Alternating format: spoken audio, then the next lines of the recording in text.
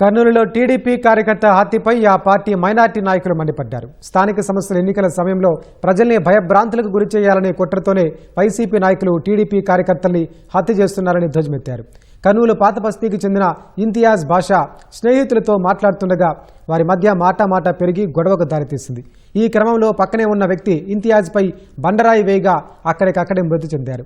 నగరంలో అలజడులు సృష్టించేందుకే వైసీపీ నాయకులు రౌడీ షీటర్తో హత్య చేయించారని టీడీపీ నాయకులు ఆరోపించారు. కార్పొరేషన్ ఎన్నికలు జరుగుతున్నాయి.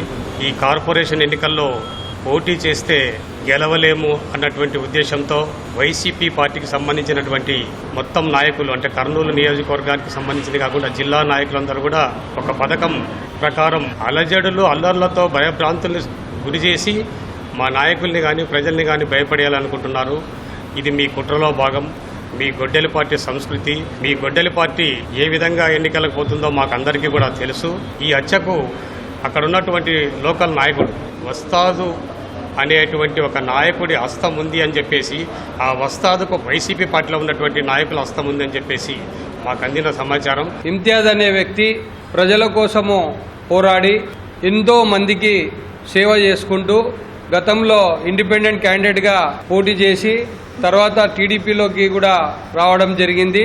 హంద్రీలో జరిగిన కబ్జాలకు ఎంకరేజ్మెంట్ జరిగినాయో దానికోసం కూడా ఆయన పోరాటం చేయడం జరిగింది. ఇదే తరుణంలో ఈ రాత్రి 1 గంటకి మర్డర్ జరగడం, మొన్నటికి మొన్న 2 నెలలు కూడా కాలే ఒక టీడీపీ కార్యకర్త మీద అటెంప్ట్ మర్డర్ కూడా జరిగింది. కావాల్సిన స్థానిక సమస్యల్లో వారికి అభ్యర్థులు లేక అభ్యర్థుల కోసం కనీసం ఇలాంటివన్నా చేస్తే కొంచెం మాకు ఏదో ఒక విధమైన మైలేజ్ వస్తుందని ఇబ్బంది పెడుతున్నారు. ఎలాంటిదైనా కానీ రౌడీ షీటర్లపై చర్య తీసుకొని వారిని వెంటనే కఠినంగా శిక్షించి నగర బహిష్కరణ చేయాలని ఎస్పీ గారిని కోరుతున్నాం.